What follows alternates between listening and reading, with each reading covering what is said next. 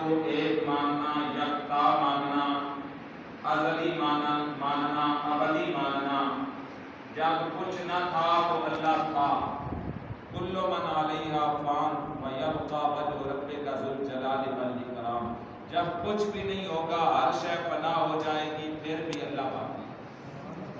وہ قدیم ہے، قدیم کا معنی ہے جس کی ابتدا اور انتہا نہیں ہے، اور قدیم کے مقابل ہوتا ہے حادث۔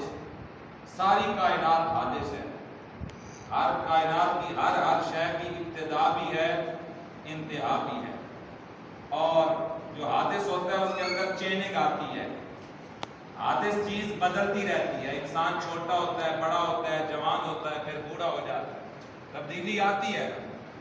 زمین کے اندر تبدیلی آتی ہے، کبھی چٹیل زمین ہوتی ہے، کبھی عمارت بنی ہوتی ہے، کبھی محل بن جاتا ہے اس پہ، کبھی کھیت ہوتے ہیں اس پہ، اور کبھی کھیتی کٹ جاتی ہے۔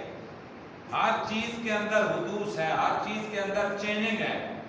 کائنات کی کوئی شے بھی دیکھو، درخت چھوٹا ہوتا ہے، پھر بڑا ہوتا ہے، پھر تناور درخت بن جاتا ہے، اور پھر سوکھ جاتا ہے، پھر اس کو کاٹ دیا جاتا ہے، پھر وہ ایندھن کے طور پہ استعمال ہوتا ہے، اور پھر وہ کوئلہ بن جاتا ہے، پھر راکھ بن جاتا ہے۔ تو اس طریقے سے ہر چیز کے اندر چینجنگ آتی ہے۔ زمین کے اندر، آسمان کے اندر، چاند، سورج، ستارے سب نہیں تھے، پھر بنانے والے نے ان کو بنایا، اور پھر ایک وقت آئے گا ہر شے فنا ہو جائے گی۔ پھر سورج چڑھتا ہے، نصف النہار پہ آتا ہے، پھر غروب ہو جاتا ہے۔ تبدیلی ہوتی ہے یا نہیں؟ چاند اپنی منزلوں میں تیر رہا ہے، آج ایک منزل میں، کل دوسری میں، پھر تیسری میں۔ ابتداءً چاند چھوٹا ہوتا ہے، پھر بڑا ہوتا ہے، 14ویں کا چاند پورا مکمل ہو جاتا ہے، پھر گھٹنا شروع ہو جاتا ہے، پھر غائب ہو جاتا ہے، نظر نہیں آتا۔ یہ کیا ہے؟ چینجنگ ہے۔ اور جس چیز میں چینجنگ ہو وہ حادث ہوتی ہے، اس کی ابتدا اور انتہا ہوتی ہے۔ اور رب وہ ہوتا ہے جس میں چینجنگ نہیں ہوتی، جو حادث نہیں ہوتا، جو قدیم ہے۔ جب کچھ نہ تھا تو میرا رب تھا، جب کچھ نہیں ہوگا تو رب پھر بھی ہوگا۔ ساری کائنات کا موجد وہ ہے، ساری کائنات کو بنانے والا وہ ہے، اور ساری کائنات بننے والی ہے۔ بننے میں ہر چیز اس کی محتاج ہے۔ تو وہ خود ازلی اور ابدی ہے، خود قدیم ہے۔ ساری کائنات حادث ہے، وہ واجب الوجود ہے، یعنی اس کا ہونا ضروری ہے، اور ساری کائنات ممکن الوجود ہے۔ ممکن الوجود کا معنی یہ ہے کہ موجود ہو تب بھی کائنات کا نظام چلے، اور موجود نہ رہے تب بھی نظام کائنات۔ جب نہیں انسان تھا، آپ اور میں نہیں تھے، نظام کائنات چل رہا تھا یا نہیں؟ جب ہم فوت ہو جائیں گے، دنیا سے چلے جائیں گے، نظام کائنات چلتا رہے گا یا بند ہو جائے گا؟ چلتا رہے گا۔ تو جو ممکن الوجود ہے اس کا معنی یہ ہے کہ جب نہ تھا تو کائنات کا نظام پھر بھی چل رہا، جب نہ ہوگا تو کائنات کا نظام پھر بھی چلتا رہے گا۔ اور اللہ ہے واجب الوجود۔ واجب الوجود کا معنی ہے جس کا ہونا ضروری ہے، اگر وہ موجود نہ ہو تو نظام کائنات چل نہ سکے۔ نظام کائنات بننے میں اور چلنے میں اس کا محتاج ہے۔ ساری کائنات اپنے بنانے والے کی محتاج ہے۔ اللہ وحدہ لا شریک ہے، اور یہ جو کائنات ہے اس کو ہم کہتے ہیں عالم۔ عالم، اور عالم علم سے بنا ہے، علم نشانی کو کہتے ہیں، اور کائنات کی ہر شے اپنے بنانے والے پہ نشانی ہے۔ اب جس چیز میں غور کریں گے، کائنات کے ذرے ذرے میں، درختوں پہ غور کریں، پتھروں میں غور کریں، پانی میں غور کریں، زمین اور اس کی ساخت میں غور کریں، یہ پہاڑ ہیں ان میں غور کریں، ہوائیں چلتی ہیں ان میں غور کریں، پانی کے اندر کشتیاں چلتی ہیں، سمندری جہاز چلتے ہیں ان میں غور کریں، خشکی کی مخلوق کے اندر غور کریں، تری کی مخلوق پہ غور کریں۔ جس چیز میں آپ غور کریں گے ہر شے بنانے والے کا پتہ بتائیں گے۔ کوئی ہے اس کو بنانے والا. ان فی خلق السماوات والارض واختلاف اللیل والنہار والفلک التي تجری فی البحر بما ينفع الناس وما انزل اللہ من السماء من ماء فاحیا به الارض بعد موتها وبث فیہا من کل دابۃ وتصریف الریاح والسحاب المسخر بین السماء والارض. یہ ساری چیزیں کیا ہیں؟ لآیات لقوم یعقلون. عقل مندوں کے لیے ان ساری چیزوں میں نشانیاں ہیں. اللہ کے موجود ہونے پہ کیا ہیں؟ نشانیاں. زمین کی تخلیق ویسے تو نہیں ہوئی بغیر بنانے والے کے، خود زمین معرض وجود میں آ گئی. آسمان خود بن گیا؟ نہیں، زمین کو بھی کوئی بنانے والا ہے، آسمان کو بھی کوئی بنانے والا ہے. زمین کی مخلوق خود بن گئی؟ نہیں، اس مخلوق کو کوئی پیدا کرنے والا ہے. انسان خود بنا ہے؟ نہیں، کوئی انسان کو بنانے والا ہے. اور ہوائیں خود چلتی ہیں؟ نہیں، ہواؤں کو کوئی چلانے والا ہے. یہ کھیتیاں خود لہلہاتی ہیں، سرسبز و شاداب ہیں؟ نہیں، ان کو سرسبز و شاداب بنانے والا کوئی ہے. ارے پہاڑ خود بن گئے؟ یہ زمین کی میخیں؟ نہیں، ان کو بھی کوئی نصب کرنے والا ہے. افلا ينظرون الى الابل كيف خلقت والى السماء كيف رفعت والى الجبال كيف نصبت والى الارض كيف سطحت فذكر انما انت مذکر. اللہ فرماتا ہے ان جانوروں کو دیکھیں، ان اونٹوں کو دیکھیں. کتنا بڑا اونٹ ہوتا ہے اور چھوٹا سا انسانی بچہ اس کو مہار سے پکڑ کے لے جا رہا. اللہ نے چھوٹے بچے کے لیے اتنی بڑی مخلوق کو مسخر کر دیا. اور پھر کبھی دیکھا ہے اتنا بوجھ لاد دیتے ہو، اتنا کام لیتے ہو، سوار ہو جاتے ہو، یہ اللہ کی نشانی ہے. اور پھر رب کائنات نے اس کے اندر یہ خاصیت رکھی ہے، ایک دفعہ پانی پی لینا پورا مہینہ اس کو پانی پینے کی ضرورت نہیں پیش آتی. سیر ہو کے، اور اگر آپ کسی علاقے میں پانی نہیں ملتا، اس کی کوہان میں اللہ تعالیٰ نے ٹینکی رکھی ہے پانی کی. انسان اس کو ذبح کرے اور اس ٹینکی سے پانی حاصل کر لے. اللہ نے یہ ذریعے افلا ینظرون الی الابل کیف خلقت، اس کی تخلیق کی طرف دیکھیں. اتنا بڑا اور پھر جفاکش ہے، اتنا بوجھ لاد تو لے جاتا ہے، اور پھر پانی کے بغیر کتنے دیر وہ زندہ رہ سکتا ہے. وَإِلَى الْإِبِلِ كَيْفَ خُلِقَتْ وَإِلَى الْجِبَالِ كَيْفَ نُصِبَتْ. پہاڑوں کی طرف دیکھیں، اللہ نے ان کو کیسے نصب کیا ہے. زمین ہلتی تھی، اللہ نے ان کو میخیں بنا دیا ہے. اور ان پہاڑوں کے اندر اتنے بڑے بڑے پہاڑ، اتنی بڑی بڑی چوٹیاں، یہ خود بخود بن گئی. ایک چھوٹی سی چیز بغیر بنانے والے کے نہیں بنتی، اتنے بڑے پہاڑ کیسے بن گئے. اور پہاڑوں میں خزانے دیکھیں، چشمے جاری ہیں وہ دیکھیں. اور پھر آسمان بغیر کسی ستون کے کھڑا ہے. کیا بغیر بنانے والے کے یہ اتنا بڑا چھت بن گیا ہے؟ زمین کا بچھونا دیکھو، پانی پہ بچھی ہوئی ہے. کیا؟ اور پھر زمین کی مٹی پانی کے اندر حال نہیں ہو رہی کہ پانی جو ہے اس کو جذب کر لے اور پھر پانی کے اندر یہ نیچے اس کی تہ میں چلی جائے. یہ کون ہے جو اتنی بڑی کشتی پانی کے اوپر لیے پھرتا ہے؟ کوئی تو ہے نا بنانے والا، کوئی تو ہے یہ نظام جو ہے اس کو چلانے والا، کوئی تو ہے اس ساری کائنات کو انسان کے لیے مسخر کرنے والا. فَتَبَارَكَ اللَّهُ أَحْسَنُ الْخَالِقِينَ. وہ رب کی ذات ہے، اس کے بغیر اتنا بہترین نظام نہ کوئی بنا سکتا ہے، نہ کوئی چلا سکتا ہے. اگر ارے بنانے والے کے بغیر تو چھوٹی سی کشتی نہیں بن سکتی.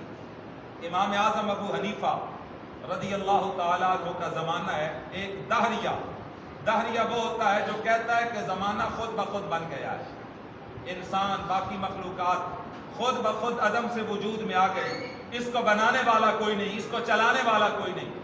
ایک دہریہ حضرت امام اعظم ابو حنیفہ رضی اللہ تعالیٰ عنہ سے مناظرے کے لیے تیار ہوا. کہتا ہے کہ میرا نظریہ یہ ہے کائنات خود بخود بن گئی. آپ نے فرمایا نہیں، اس کو بنانے والا اللہ ہے.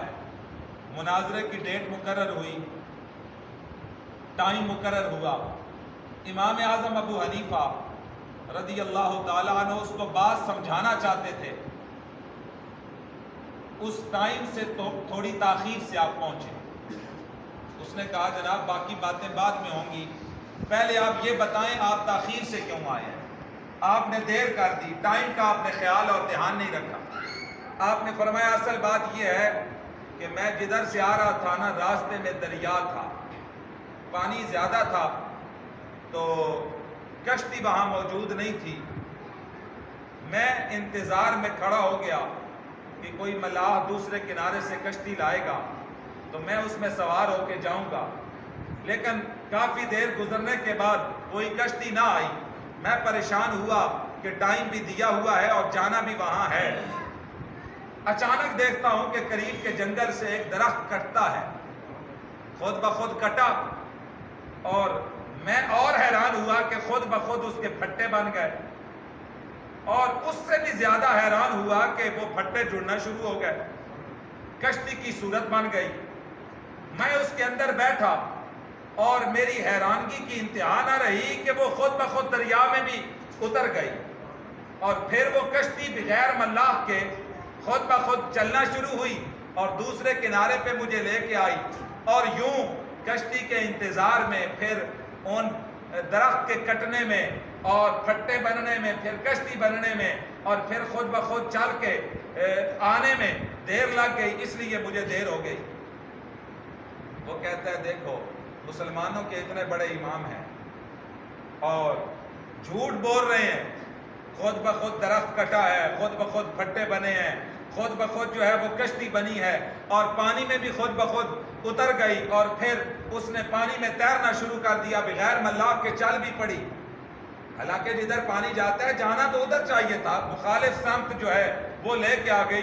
یہ ہو ہی نہیں سکتا کہ بغیر کسی کاٹنے والے کے درخت کٹا ہو، اور بغیر کسی پھٹے کاٹنے والے کے پھٹے کٹ گئے ہوں، اور بغیر کسی مستری کے وہ جڑ گئے ہوں، کشتی بن گئی ہو، بغیر ملاح کے وہ چل پڑی ہو اور دوسرے کنارے پہ آپ کو لے کے آئی ہو۔ آپ جھوٹ بول رہے ہیں، ایسا ہو ہی نہیں سکتا۔ اور فرمایا ارے نادان، میں بھی تو یہی کہتا ہوں، اگر بنانے والے کے بغیر ایک چھوٹی سی کشتی نہیں بن سکتی، اتنی بڑی کشتی اس پانی کے اوپر تیر رہی ہے، یہ بغیر بنانے والے کے کیسے بنی ہے؟ جب ایک چھوٹی سی کشتی نہیں بن سکتی بغیر بنانے والے کے، بغیر سانے کے نہیں بن سکتی، تو اتنی بڑی کشتی بغیر بنانے والے کے کیسے بن گئی ہے؟ اور پھر بغیر چلانے والے کے یہ پانی کے اوپر کیوں ٹھہری ہوئی ہے؟ کس نے اس کو پانی کے اوپر ٹھہراؤ دیا ہے؟ اللہ اکبر۔ ایک چھوٹی سی مثال سے بات سمجھ آ گئی کہ اگر بنانے والے کے بغیر ایک چھوٹا سا مکان نہیں بن سکتا، ایک چھوٹی سی کشتی نہیں بن سکتی، تو بغیر بنانے والے کے یہ اتنی بڑی زمین کیسے بنی، آسمان کیسے بنا، اور یہ مخلوقات کیسے بنی؟ یہ بنانے والا ہے اور وہ وحدہ لا شریک ہے۔ اللہ اکبر۔ بغیر کسی سبب کے کوئی شے جب بنتی نہیں، بنانے میں کوئی نہ کوئی سبب موجود ہوتا ہے، کوئی نہ کوئی علت موجود ہوتی ہے، تو ہر شے بننے میں کسی سبب اور علت کی محتاج، اور وہ شے بننے میں کسی اور سبب اور علت کی محتاج، وہ بننے میں کسی اور سبب اور علت کی محتاج۔ وَعَلَىٰ هَذَا الْقِيَاسِ، امور غیر متناہیہ کا سلسلہ لازم آئے گا، اور امور غیر متناہیہ کا سلسلہ باطل ہے، تو ماننا پڑے گا کہ ایک سبب، ایک شے کا سبب وہ ہے، علت وہ ہے، وہ بننے میں اس کی محتاج، وہ دوسرے کی محتاج، تو آخر میں جا کے کسی ایسے سبب اور علت پہ جا کے اس کا اختتام ہوتا ہے کہ جو بننے میں کسی کا محتاج نہیں ہے، جو موجود ہونے میں کسی کا محتاج نہیں ہے، تو وہ سبب پھر لازماً واجب الوجود ٹھہرے گا، وہ قدیم ٹھہرے گا، وہ خود بخود موجود ہے، وہ ازل سے موجود ہے، ابد تک موجود ہوگا، اس کے اندر چیننگ نہیں ہے، اس کے اندر تبدیلی نہیں ہے، اور وہ حقیقی سبب، وہ اصلی سبب ذات خدا ہے۔ سبحان اللہ۔ جو بننے میں کسی کا محتاج نہیں، بولیے نہیں، وہ ممکن الوجود بھی نہیں ہے، وہ واجب الوجود ہے۔ ساری کائنات کا وجود اس کی وجہ سے ہے اور اس کا وجود ازلی اور ابدی ہے، وہ قدیم ہے اور ساری کائنات ممکن الوجود ہے، اس نے وجود بخشا تو کائنات کو وجود ملا، اگر وہ وجود نہ دیتا تو کائنات کو وجود نہ ملتا۔ ڈرون ہے نا، ڈرون جہاز بھی بنے ہوئے ہیں، ڈرون کیمرے آج کل ہیں جناب، بغیر پائلٹ کے اڑ رہے ہیں۔ یہ جو ڈرون تھا نا، اس کا نظریہ یہ ہے کہ کائنات خود بخود مارز وجود میں آ گئی اور ہر چیز کے اندر اصل میں طبی خاصیت ہوتی ہے اور طبی خاصیت کی وجہ سے اس کے اندر وہ سارے معاملات ہوتے ہیں۔ وہ اس کی مثال یہ دیتا ہے کہ آپ ایک پتھر لیں، اس کو اوپر اچھالیں تو وہ نیچے ہی آتا ہے، تو اس کے اندر اس کی طبی خاصیت ہے زمین کی کہ وہ اس کے اندر کش سکل ہوتا ہے، وہ نیچے کی طرف چیز کو کھینچتی ہے۔ لیکن آپ جو عمرہ کرنے گئے ہیں نا، وہاں ایک وادی ہے جس کو وادی جن کہتے ہیں، مدینہ شریف کے قریب ہے، میں بھی گیا ہوں وہاں، وہ زیارت گاہ نہیں ہے، نہ وہاں جانا کوئی ثواب ہے، لیکن گیا ہوں میں، سنا تھا کہ وہاں آپ جو گاڑی ہے آپ اس کو نیچے کھڑا کریں تو وہ اوپر کی طرف چڑھائی خود چڑھتی ہے، نیوٹرل کر دیں، گیئر میں نہ ہو گاڑی تو چڑھائی کی طرف وہ خود چل پڑے گی۔ ہم نے خود مشاہدہ کیا ہے، آپ میں سے بھی جو لوگ وہاں گئے ہیں کہتے ہیں جن دھکا لگاتے ہیں، جین وغیرہ کو نہیں دھکا لگاتے، اصل میں یہ جو کشش سکل ہے کبھی اوپر کی طرف بھی ہو سکتی ہے اور وہاں اوپر کی طرف ہے، اس وجہ سے پانی کو آپ انڈیلتے ہیں نا، وہ بھی اوپر کی طرف جائے گا۔ اگر آپ پتھر جو ہے اس کو رکھتے ہیں وہ بھی اوپر کی طرف، گاڑی آپ کھڑی کریں، نیوٹرل کر دیں، اوپر کی طرف تقریباً آدھا میل تک جو ہے وہ گاڑی خود بخود چلتی ہے، تو وہ کش سکل ادھر الٹ ہے، اوپر کی طرف ہے اور ادھر نیچے کی طرف ہے۔ بہرحال اس کا نظریہ یہ ہے، ہر چیز کے اندر ایک طبی خاصیت ہوتی ہے اور زمین کے اندر کش سکل ہے، اس کی وجہ سے وہ، اور آپ جو ہے وہ پتھر کو اوپر پھینکتے ہیں، طبی خاصیت ہے وہ نیچے کی طرف ہی آتا ہے، تو ہر چیز کے اندر طبی خاص ہیں جس کی وجہ سے وہ مارز وجود میں آئی۔ امام راضی رحمت اللہ تعالی علیہ آپ نے اس کا رد فرمایا اگر یہ بات ہے نا تو طبی خاصیت تو ایک ہی ہونی چاہیے۔ فرمایا آپ درخت کو دیکھیں، درخت کا جو تنا ہے اور شاخیں ہیں وہ اوپر کی طرف جاتی ہیں اور درخت کی جڑیں نیچے کی طرف آتی ہیں۔ اگر درخت کی طبیعت کا تقاضا اوپر جانا ہے تو بتائیں پھر جڑیں نیچے زمین میں کیوں جاتی ہیں؟ اور اگر طبیعت کا تقاضا نیچے زمین میں جانا ہے پھر تنا اور شاخیں اوپر کیوں جاتی ہیں؟ امام محمد غزالی فرماتے ہیں کہ اس کا نظریہ باطل ہے۔ ارے چیزوں کی اپنی طبیعت کوئی نہیں ہے، اس خالق کے لم یزل اور قادر و قیوم ذات کی قدرت ہے، وہ جس حصے کو چاہے اوپر اٹھا دے، جس حصے کو چاہے نیچے لے آئے۔ امام شافعی رحمت اللہ تعالی علیہ ایک شاہتوت کے درخت کے پاس بیٹھے تھے،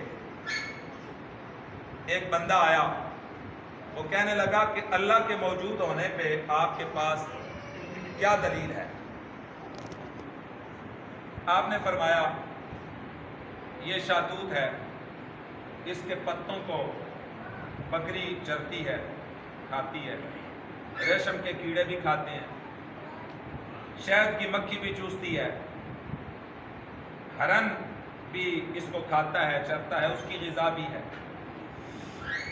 فرمایا یہ بکری کھائے تو اس سے دودھ حاصل ہوتا ہے، ریشم کا کیڑا اس کو چاٹے تو ریشم بنتا ہے، شہد کی مکھی چاٹ لے تو شہد حاصل ہوتا ہے، ہرن کھا لے تو مشک حاصل ہوتا ہے، خوشبو حاصل ہوتی ہے۔ فرمایا یہ ایک چیز ہے، اس کی طبیعت بھی ایک جیسی ہونی چاہیے اور طبیعت واحدہ کا تقاضا بھی ایک ہونا چاہیے۔ اگر اس کی خاصیت ہے دودھ تو پھر اس سے ریشم، شہد اور خوشبو کیسے حاصل ہوتی ہے؟ اگر اس کی طبیعت کا تقاضا ریشم ہے تو باقی 3 چیزیں حاصل کیوں ہوتی ہیں؟ اس کی طبیعت کا تقاضا شہد ہے تو باقی 3 چیزیں اس سے کیوں حاصل ہوتی ہیں؟ تو فرمایا یہ اللہ کے موجود ہونے پہ اور اس کے قادر ہونے پہ بہت بہترین دلیل ہے۔ طبیعت واحدہ کا تقاضا ایک ہوتا ہے، لیکن وہ خالق ہے، وہ مالک ہے، وہ چاہے تو بکری کو کھلا کے اس کو دودھ کی دھاروں میں تبدیل کر دے، اگر وہ چاہے وہ اتنی قدرتوں کا مالک ہے کہ وہ شہد کی مکھی سے چسوا کے اس کو شہد میں تبدیل کر دے، اس کو ریشم بنا دے، اس کو خوشبو بنا دے، وہ قدرتوں کا مالک ہے، وہ جو چاہتا ہے کرتا ہے۔ بے شک، سبحان اللہ۔ اللہ اکبر، یہ ہے رب کی قدرت، یہ ہے رب کی طاقت۔ آپ کائنات کی جس شے کے اندر غور و فکر کریں گے وہ اللہ کے موجود ہونے کا پتہ دے گی۔ عالم علم سے بنا ہے، علم نشانی کو کہتے ہیں۔ علم کس کو کہتے ہیں؟ یہ درخت کی مثال میں نے دے دی، ہر شے نشانی ہے بنانے والے پہ۔ ہم تو عموماً علم کہتے ہیں نا جھنڈے کو، کس کو کہتے ہیں؟ جھنڈے کو۔ جھنڈا بھی علامت ہوتی ہے۔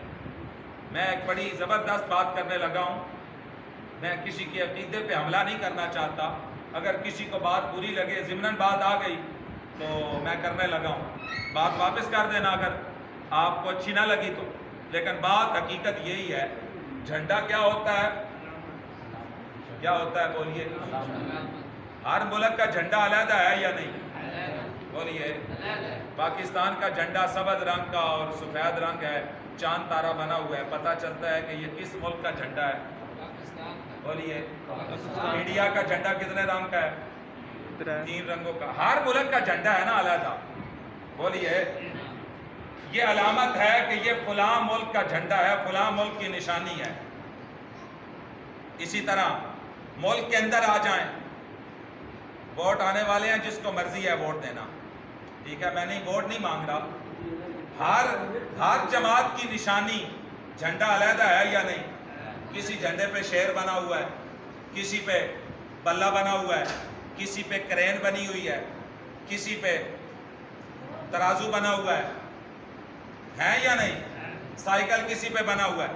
ہر جماعت کا جھنڈا علیحدہ ہے، ہر ملک کا جھنڈا علیحدہ ہے۔ اسی طرح مذہبی حوالے سے اگر آ جائیں، اہل سنت کہ ہاں جو جھنڈے لگائے جاتے ہیں سبز رنگ کا جھنڈا ہوتا ہے، اوپر گنبد خضرا بنا ہوتا ہے، پتہ چلتا ہے کہ اس کا تعلق اہل سنت و جماعت سے ہے۔ اور مذہبی جماعتیں ہیں، کئیوں کا دھاری دار جھنڈا ہوتا ہے، کئیوں کا کسی طرح کا ہوتا ہے۔ ایک مذہبی جماعت ہے جنہوں نے اوپر پنجا لگایا ہوتا ہے، کالا جھنڈا ہوتا ہے، نشانی ہوتی ہے کہ یہ فلاں جماعت ہے، ٹھیک ہے نا۔ سنی ہونے کی علامت تو نہیں ہے نا، سنیوں کی علامت کیا ہے؟ سبز جھنڈا۔ کیا؟ سبز جھنڈا، گنبد خضرا والا جھنڈا، اور پنجا لگا ہو، کالا جھنڈا ہو، یہ علامت ہے شیعہ ہونے کی۔ کوئی ہے تو مجھے کوئی اعتراض نہیں، میں مسئلہ سمجھا رہا ہوں کہ یہ جو جھنڈے ہیں یہ بھی علامتیں ہیں، ہر پارٹی کی علامت ہے، اور جس کی علامت لگی ہوئی ہے نا، چیزیں علامتوں سے پہچانی جاتی ہیں۔ چیزیں کس سے پہچانی جاتی ہیں؟ اب ایک بندہ صلیب لگا لے گھر میں اور کہے کہ میں عیسائی نہیں ہوں، کوئی مانے گا؟ کہے گا بھائی علامت تو نے عیسائیوں کی لگائی ہوئی ہے، اور کہتا ہے میں عیسائی نہیں ہوں، کس طرح کوئی مانے؟ شیر والا جھنڈا ہے اور بندہ کہے کہ جناب میں نون لیگ کا نہیں ہوں، کوئی مانے گا؟ بولیے۔ بلے والا جھنڈا ہو، کہے کہ جی میرا تحریک انصاف سے دور کا بھی تعلق نہیں، وہ کہے گا گھر تیرا ہے، خریدا تو نے ہے، بنایا تو نے ہے، اور جھنڈا بلے والا لگا ہوا ہے، یہ تو تحریک انصاف کی علامت ہے۔ اس لیے ہر قوم کی ایک علامت ہوتی ہے، نشانی ہوتی ہے۔ تو بات چلی تھی عالم سے۔ عالم کس کو کہتے ہیں؟ علم سے بنا ہے، علم کس کو کہتے ہیں؟ بولیے۔ میں بات سمجھانے کے لیے کہہ رہا ہوں۔ تو کائنات کی ہر شے نشانی ہے کس پہ؟ بولیے۔ اللہ کے موجود ہونے پہ، اللہ کے خالق ہونے پہ، اللہ کے قدرتوں کا مالک ہونے پہ۔ آپ درخت پہ غور کریں، طبیعت واحدہ کا تقاضا ایک ہے، لیکن جڑیں نیچے جاتی ہیں، تنا۔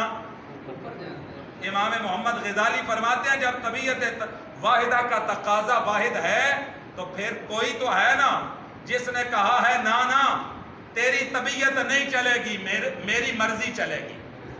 میں چاہوں تو درخت کا کچھ حصہ زمین میں کر دوں اور کچھ حصہ طبیعت واحدہ کا تقاضا ایک ہے. اللہ فرماتا ہے نہیں، تیری طبیعت کا تقاضا کچھ بھی نہیں، میری مرضی چلے گی. میں چاہوں تو شہد بنا دوں، میں چاہوں تو دودھ بنا دوں، میں چاہوں تو ریشم بنا دوں، اور میں چاہوں تو مشک و عنبر بنا دوں. یہ میری مرضی چلے گی. تو یہ انسان ہے جو اپنی مرضی چلاتا ہے، رب کی مرضی نہیں چلاتا. انسان خود بنا ہے. اور وہ ڈرون تو یہی کہتا ہے کہ کیڑے مکوڑوں کی جو ہے نا منازل طے کرتا ہوا انسان بندر بنا، اور پھر بندر سے ارتقائی منازل طے کرتے کرتے انسان بن گیا. بھائی ہزاروں سال پہلے، اب دیکھیں نا سائنس بڑی ترقی کر گئی ہے، بڑی بڑی ایجادات ہو گئی. تو مجھے یہ بتائیں کہ آج بندر کو کوئی انسان کا بدل جو ہے بنا کے پیش کر سکا ہے؟ آج سائنس کتنی ترقی کر گئی. اتنی ترقی، سائنس کی ترقی کے دور میں کوئی اگر بندر کو انسان کا بدل بنا کے پیش نہیں کر سکا. آج سے ہزاروں سال پہلے وہ کون سا کلیہ تھا اور وہ سائنس کی کون سی حقیقت تھی جس سے جناب بندر بنا انسان کیڑے مکوڑوں کی جو ہے وہ منازل طے کرتے ہوئے بندر بنا اور پھر جناب انسان بن گیا. جھوٹ بولتا ہے وہ.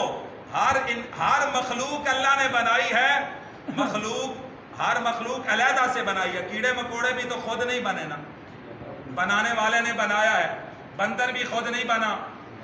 بھائی ہزاروں سال پہلے جس کلیے سے بقول تیرے انسان بندر کی منازل طے کرتے کرتے انسان بنا ہے، وہ کلیہ آج کدھر ہے؟ کدھر گم ہو گیا؟ اگر آج وہ کلیہ موجود نہیں ہے تو ہزاروں سال پہلے تو سائنس اتنی ترقی میں نہیں تھی. تیرا نظریہ جھوٹا ہے، اسلام کا نظریہ سچا ہے. کیڑے مکوڑے بھی اللہ کی مخلوق، بندر بھی اللہ کی مخلوق، انسان بھی اللہ کی. بطور سزا اللہ نے کئی قوموں کو بطور سزا مسخ کیا تھا، اور بندروں کی صورت میں، سوروں کی صورت میں، لیکن وہ مخلوق مر گئی 3 دنوں کے اندر. آج وہ مخلوق موجود نہیں، یہ علیحدہ سے مخلوق ہے. وہ بطور سزا ان کو بنایا تھا، اور ایک چیز کی روح دوسری چیز میں جاتی نہیں ہے. یہ ہندوؤں کا نظریہ ہے. انسان کی روح انسان میں ہی آئی ہے، اور قیامت کے روز جس بدن سے وہ روح نکلی تھی اسی بدن کے اندر وہ روح لوٹے گی. ٹھیک ہے؟ ایسا نہیں ہے کہ پہلے بندر کی روح تھی اب انسانی شکل میں آ گئی. ایسا نظریہ اسلام کا نہیں ہے. ہندو کہتے ہیں نا کبھی انسان ہوتا ہے، کبھی کوئی جانور بن جاتا ہے، کبھی کوئی اور جانور بن جاتا ہے. یہ اسلام کا نظریہ نہیں ہے. اسلام کا نظریہ یہ ہے اللہ نے سب سے پہلے روح بنائی. کیا بنایا؟ روح. عالم ارواح میں رب نے پھر ساری روحوں سے وعدہ لیا. الست بربکم، کیا میں تمہارا رب نہیں ہوں؟ قالوا بلا، سب نے بیک زبان کہا کیوں نہیں، تو ہی تو ہمارا رب ہے. اسی لیے جب انسان دنیا میں آتا ہے کل مولود یولد علی الفطرہ، ہر پیدا ہونے والا بچہ فطرت اسلامیہ پہ پیدا ہوتا ہے. پھر اس کے ماں باپ، ارد گرد کا ماحول، دوست احباب اس کو یہودی بنا دیتے ہیں، عیسائی بنا دیتے ہیں، مجوسی بنا دیتے ہیں. لیکن اللہ نے اس کی روح سے جو وعدہ لیا تھا وہ اپنے موجود ہونے کا، وحدہ لا شریک ہونے کا لیا تھا. یہی وجہ ہے کہ اگر بڑی کوئی مصیبت دنیا میں آج بھی آ جائے نا تو بندہ جس کی طرف رجوع کرتا ہے وہ اللہ کی ذات ہے. آؤ میں ایک مثال آپ کو دیتا ہوں. حضرت اکرمہ بھی پڑھتے ہیں اور اکرمہ بھی پڑھتے ہیں چھوٹے کاف کے ساتھ، عین کاف را. حضرت اکرمہ رضی اللہ تعالیٰ عنہ یہ کون ہیں؟ صحابی رسول ہیں اور ابو جہل کے بیٹے ہیں. کس کے بیٹے ہیں؟ ابو جہل جو دشمن اسلام تھا، جس کو لوگ ابو الحکم کہتے تھے، حکمت کا بادشاہ، حکمت کا باپ. میرے نبی نے ایک دفعہ فرمایا یہ ابو الحکم نہیں ہے، یہ ابو جہل ہے. آج اس کی کنیت سے، جس سے اس کو اہل عرب پکارا کرتے تھے، کوئی واقف نہیں ہے، جو میرے محبوب نے فرما دیا وہ کنیت اس کی مشہور ہو گئی۔ ابو جہل کو جانتے ہو نا؟ جانتے ہو یا نہیں؟ نام سنا ہے نا؟ یہ بدبخت دشمن اسلام تھا، اور غزوہ بدر میں واصل جہنم ہوا۔ اس کا بیٹا اکرمہ جب مکہ فتح ہوا نا، مکہ فتح ہوا تو یہ مکے سے بھاگ کے جدہ چلے گئے، اور وہاں سے کشتی پہ سوار ہوئے، اور بھی لوگ تھے، یہ بھی تھے، اور حبشہ کی طرف جانے کا قصد کیا۔ راستے میں طوفان آ گیا، سمندر کی موجوں نے کشتی کو اپنے گھیر میں لے لیا، قریب تھا کہ یہ ڈوب پڑتے۔ انہوں نے اپنے بتوں کو پکارا، دیوتاؤں کو پکارا، لیکن کوئی حاجت روائی کے لیے نہیں آیا۔ اب کیا ہوا؟ جب ایسی حالت ہو کہ ظاہری سہارے ایک ایک کر کے ٹوٹ جائیں، بندہ ان سے نا امید ہو جائے، ایسے میں ایک سہارا بچتا ہے، وہ اللہ کی ذات کا ہے۔ اب سب نے اللہ کو پکارنا شروع کر دیا۔ ایسی حالت میں کٹر سے کٹر کافر بھی اللہ کی توحید کا اقرار کر لیتا ہے۔ اب جب وہ دیویاں اور دیوتاؤں سے مایوس ہو گئے، وہ مراد کو نہ پہنچے، بت نہ آئے، اب انہوں نے رب کو پکارا۔ اب جب رب کو پکارا، حضرت اکرمہ فرماتے ہیں اللہ نے ہماری کشتی کو اس طوفان سے نکالنا شروع کر دیا، مجھے اللہ کی توحید پہ یقین آنا شروع ہوا، اور یہ یقین ہونا پختہ ہو گیا کہ یہ بہت کچھ بھی نہیں کر سکتے، یہ کسی چیز کے مالک و مختار نہیں ہے، مالک و مختار اللہ کی ذات ہے۔ اب میں نے کہا کہ محمد عربی صلی اللہ علیہ وسلم کی تعلیم سچی ہے، ان کا خدا سچا ہے، وہ ایک خدا کی طرف بلاتے ہیں، وہی ساری کائنات کو پیدا کرنے والا ہے۔ اگر اللہ تعالیٰ سلامتی کے ساتھ مجھے اس طوفان سے نجات دے دے تو میں فوراً بارگاہ مصطفیٰ میں حاضر ہو کے حضور کے حق دست حق پرست پہ بیعت ہو جاؤں گا، اور حضور کی غلامی کا پٹا گردن میں ڈالوں گا۔ اللہ نے ان کو اس طوفان سے نجات دی، انہوں نے اپنا وعدہ سچا کر دکھایا، اور بارگاہ مصطفیٰ میں حاضر ہوئے، اسلام قبول کیا، اور مرنے تک، وصال تک پھر اسلام پہ قائم رہے، اسلام کے سچے مجاہد بن گئے۔ اللہ اکبر۔ پتہ یہ چلا جب سارے سہارے ٹوٹ جائیں، ایک وقت ایسا ضرور آتا ہے کہ رب کائنات زندگی میں کٹر سے کٹر کافر کو بھی موقع دیتا ہے کہ آ جا میری طرف واپس، میں نے تیری روح کو بنایا، تیرے جسم کو بنایا، اور تجھے بنایا کس لیے؟ وَمَا خَلَقْتُ الْجِنَّ وَالْإِنسَ إِلَّا لِيَعْبُدُونِ، میں نے اپنی عبادت اور معرفت کے لیے تجھے بنایا۔ دیکھیں نا، ماں باپ ظاہری ذریعہ ہیں، حقیقی ذریعہ بولیے نہیں ہے۔ کتنے مرد اور عورت کی شادی ہوتی ہے، 20-30 سال 50 سال اکٹھے رہتے ہیں، اولاد ہوتی ہے؟ نہیں ہوتی۔ کیوں؟ اولاد دینے والا وہ ہے، یَهَبُ لِمَن یَشَاءُ اِنَاثًا وَیَهَبُ لِمَن یَشَاءُ الذُّکُورَ، جس کو چاہے بیٹے دے، جس کو چاہے، اور وہ چاہے تو عورت اور مرد کے بغیر ہی بندہ بنا دے۔ حضرت آدم کو بغیر ماں باپ کے نہیں بنایا، حضرت حوا کو بغیر عورت کے نہیں بنایا، حضرت عیسیٰ علیہ السلام کو بغیر باپ کے نہیں بنایا، لیکن وہ ایک ذریعے اور وسیلے اور سبب سے کام کرتا ہے، اور وہ ہمیں بھی بتاتا ہے، ہمیں تعلیم دیتا ہے کہ میں بغیر سبب کے اگر چاہوں انسان کو عدم سے وجود بخشوں، میں پھر بھی کسی ذریعے اور وسیلے سے بناتا ہوں۔ تمہارے لیے دلیل ہے، تم بھی کسی ذریعے اور وسیلے سے کام کیا کرو۔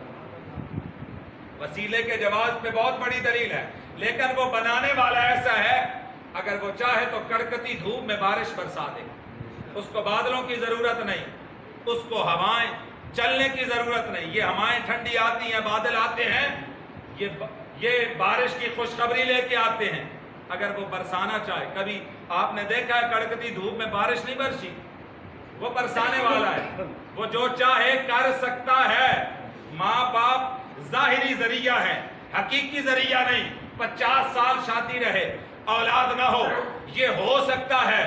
اور اگر وہ دینے پہ آئے تو پھر وہ مادہ عورت کے پیٹ میں پہنچتا ہے, پھر اس جراثومے سے ملتا ہے جس سے مل کے اولاد بنتی ہے, اور پھر وہ مدغہ, علاقہ, اور پھر 4 ماہ کے بعد اللہ فرماتا ہے میں اس کو ایک اور تخلیق میں لے جاتا ہوں. پھر ہڈیوں کا جو ہے وہ پنجرا بنتا ہے, پھر اس پہ ماس چڑھتا ہے, اور پھر اللہ پاک اس کے اندر 4 ماہ کے بعد ایک اور تخلیق کرتا ہے, روح پھونکتا ہے, اور پھر ناڑو کے ذریعے اس کو غذا ملتی ہے, اور پھر 9 ماہ کے بعد بچہ دنیا میں آتا ہے. اب دیکھو ماں کے پیٹ میں کون سی کھڑکی تھی جس سے اس کو ہوا پہنچتی تھی. اب یہاں غذا کے بغیر وہ زندہ نہیں, ماں کے پیٹ میں کون اس کو غذا دے رہا تھا. غذا وہاں بھی مل رہی تھی لیکن طریقہ اور تھا, اور وہاں ہوا نہیں تھی. اب دنیا میں ہوا کے بغیر چند منٹ وہ زندہ نہیں رہ سکتا. کون ہے جس نے بغیر کھڑکی کے بغیر ہوا کے بغیر روشنی کے اس کو زندہ رکھا؟ ماننا پڑے گا نا. فتبارک اللہ احسن الخالقین. اللہ نے انسان کو بنایا ہے. ارے دیکھیں نا, ایک دفعہ شاید میں نے پہلے بھی مثال دی تھی, آخر میں یہ مثال عرض کر کے اجازت چاہوں گا. انسان کو رب نے بنایا ہے. کس نے بنایا ہے؟ رب نے بنایا. تو چاہیے یہ کہ انسان رب کا ہی حکم مانے, اس کی بات مانے, قرآن و سنت کو مانے, اس کے پیغام کو مانے. حقیقی انسان کو یہی کام چاہیے. اب دنیا کے اندر اگر کوئی بندہ پلاٹ خریدے مہنگی جگہ سے, کسی اچھے ٹاؤن سے جہاں پہ سیکورٹی ہے, سیوریج سسٹم ہے, اور بجلی کا 24 گھنٹے کا نظام ہے, اور گیس ہے, ہر چیز موجود ہے, وہاں پہ وہ جگہ خریدے, بڑی مہنگی جگہ, یہاں سے لاکھ روپیہ مرلہ ہے, وہاں 10 لاکھ روپیہ مرلے کا, یعنی بھاری قیمت. 3-4 ایکڑ زمین بیچی اور وہاں سے 10 مرلے جگہ لی, اور پھر مکان بنایا. 1 نمبر اینٹ استعمال کی, سریا جو ہے وہ اچھا استعمال کیا, مستری اچھے استعمال کیے, اور ہر چیز. پھر مکان کا لنٹر پڑ گیا, پھر اس پہ ٹائلیں لگ گئیں, ہر چیز خوبصورت بنائی. اب فرنیچر وہاں پہ رکھا, بیڈ رکھا, ہر چیز جب تیار ہو گئی, اب اس نے چاہا کہ میں اپنی اولاد کو لے جاؤں, بیوی بچوں کو لے جاؤں, خود اپنی رہائش گاؤں سے نکال کے وہاں لے جاؤں. وہاں قریب اچھے سکول ہیں, اچھے تعلیمی ادارے ہیں, اچھے علماء ہیں, ہر چیز وہاں موجود ہے, میرے بچوں کی تعلیم و تربیت اچھی ہو جائے گی. اب اس نے زندگی کی جمع پونجی وہاں لگا دی, اب رہائش رکھنے لگا. وہاں گیا تو وہاں کوئی اور قبضہ کر چکا تھا, ہے طاقت کے بل بوتے پہ بندوقیں اس نے رکھی ہوئی ہیں, خبردار ادھر قریب نہیں آنا, یہ جگہ میری ہے. بتاؤ یہ ظلم ہے اس کے ساتھ یا نہیں؟ بڑا بڑا ادھے بندے ہو, زیادتی ہے یا نہیں؟ جس نے وہ جگہ خریدی, جس نے اس جگہ کو بنایا, سنوارا, پوری محنت لگا دی, زندگی کی جمع پونجی لگا دی, ہے نا ظلم اس کے ساتھ؟ بھائی دیکھو, ایک زمین اللہ نے بھی ایک زمین کا انتخاب کیا, اس میں مقررہ میٹیریل پہنچایا, پھر اس عمارت کو پروان چڑھایا, اور ہڈیوں کا پنجرا, پھر گوشت, پھر ایک اور تخلیق, اس کے اندر اپنی روح پھونکی, سینے میں دل رکھا, دل میں اپنی معرفت اور پہچان اور محبت کا نور رکھا, اور پھر یہ انسان کی عمارت بنتی رہی, رب بناتا رہا. کوئی ہے وہاں اور بنانے والا؟ جہاں روشنی کوئی نہیں, جہاں اندھیرا ہے, جہاں غذا کا کوئی بندوبست نہیں, کوئی غذا دینے والا کوئی نہیں, کون ہے جو اس قطرے کو جو کپڑوں کے ساتھ لگ جائے کپڑوں کو پلید کر دے, جسم کے ساتھ لگ جائے جسم پلید؟ کون ہے جو اتنی خوبصورت شکل اس کو دینے والا ہے؟ اتنی خوبصورت شکل اللہ فرماتا ہے والتین والزیتون وطور سینین وہذا البلد الامین لقد خلقنا الانسان فی احسن تقویم.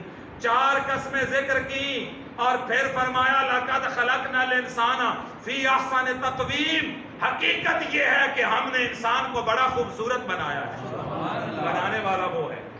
زمین کا انتخاب اس نے کیا اور پھر اس عمارت کو پروان چڑھایا. دنیا میں آیا. ماں باپ ظاہری ذریعہ ہیں, پالنے والا حقیقی تو وہ ہے. رب کا معنی ہے پالنے والا. تدریجن کسی کو کمال تک پہنچانے والا. اب اس نے کمال تک پہنچانے کا بندوبست کیا, غذا کا بندوبست کیا, ماں باپ کو ذریعہ بھی بنا دیا ظاہری. اب انسان بالغ ہو گیا. اب چاہیے تھا کہ جس نے عمارت کو بنایا ہے, اب عمارت اپنے حسن و جمال کے سارے سال مکمل کر چکی ہے. خوبصورت عمارت بن گئی. 4 قسمیں ذکر کر کے بنانے والے نے اس اپنی شاہکار قدرت کے حسن کو بھی بیان کر دیا کہ اس سے خوبصورت کوئی مخلوق نہیں ہے. 4 قسمیں ذکر کی. اب بنانے والے نے کہا کہ میری یاد کو بسا لو, میری معرفت اپنے سینے میں لے آؤ. ہوا کیا کہ جو اس کا دشمن تھا, جو قبضہ گروپ تھا, اس کو جگہ دے دی, شیطان کو جگہ دے دی. اللہ پاک فرماتا ہے انہو کان ظلوما جہولا, بڑا ظالم اور جاہل ہے. بنایا اس عمارت کو میں نے ہے, سنوارا اس کو میں نے ہے, پروان چڑھایا میں نے ہے. اب جب میری معرفت اور یاد کو بسانے کی باری آئی, چاہیے یہ تھا کہ اس کے دل میں میری معرفت ہوتی, میں بستا. اب میرے بسنے کی باری آئی تو اس نے اپنے اور میرے دشمن کو جگہ دے دی, اس کو بسا دیا. انہو کان ظلوما جہولا. اللہ فرماتا ہے بڑا ظالم اور جاہل ہے. لیکن وہ فرماتا ہے تجھے عذاب دے کے مجھے خوشی نہیں ہوتی, تجھے جنت کے بالا خانوں کا مالک بنا کے خوش ہوتا. سبحان اللہ. صبح کا بھولا ہوا شام کو گھر آ جائے تو اس کو بھول